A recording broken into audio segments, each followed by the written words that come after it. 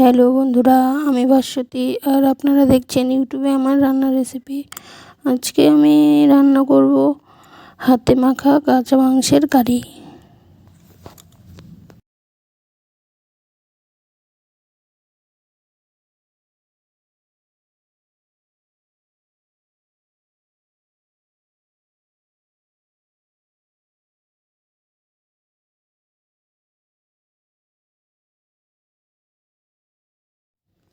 মাংসটা রান্না করার জন্য আমি এখানে নিয়ে নিয়েছি 500 গ্রাম মাংস, মানে পাঁঠার মাংস।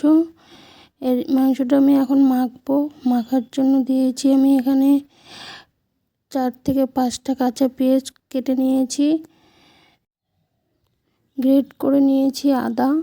আদা কুচি দিয়ে দিলাম, তারপরে আলু দিয়ে দিলাম একটা ডুমো ডুমো করে কেটে, তারপরে রসুন দিলাম, গোটা রসুন আর কয়েকটা গোটা রসুনের কোয়া। তারপরে দিলাম আমি ধনিয়া গুঁড়া, একটু জিরা গুঁড়া, লঙ্কা গুঁড়া দিয়ে কাঁচা তেল, তারপরে লাস্টে একটু টক দই দিয়ে আমি ভালো করে মেখে রেখে দিয়েছিলাম আধ ঘন্টার মতো।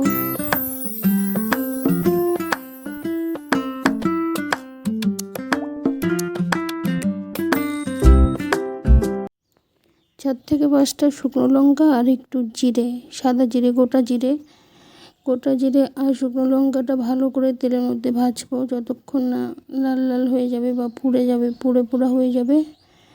তখন আমি এখানে দেব পেঁয়াজ, কাটা পেঁয়াজটাকে লাল লাল করে ভাজবো। ভাজা হয়ে গেলে আমি এখানে যে মেখে রেখেছিলাম মাংসটা, সেই মাংস এখানে দিয়ে দেব। মাংসটা দিয়ে ভালোভাবে নেড়ে চেড়ে আমি জাল কমিয়ে মাংসটা ঢাকা দিয়ে রাখবো কিছুক্ষণের জন্য, এই 10 থেকে 15 মিনিটের জন্য। এবার 10 থেকে 15 মিনিট পর আমি ঢাকনা তুলে আবারও কেটে দেবো মাংসটা আবারও 5-10 মিনিট নাড়বো, নেড়ে আবারও ঢেকে দেবো যাতে জলটাও শুকিয়ে যায় আর মাংসটাও ভালোভাবে সিদ্ধ হয়ে যায়। তাই আমি 2-3 বার একইভাবে রান্না করব।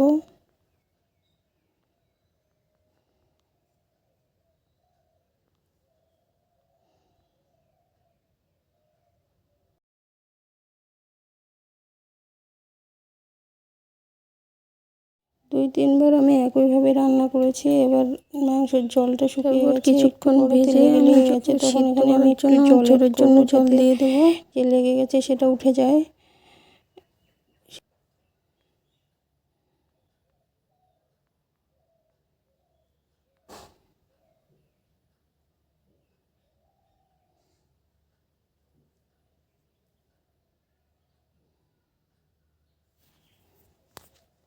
জল দিয়ে আবারও আমি ঢেকে দেবো যাতে যেটুকু সিদ্ধ হয়নি সেটুকু সিদ্ধ হয়ে যায়।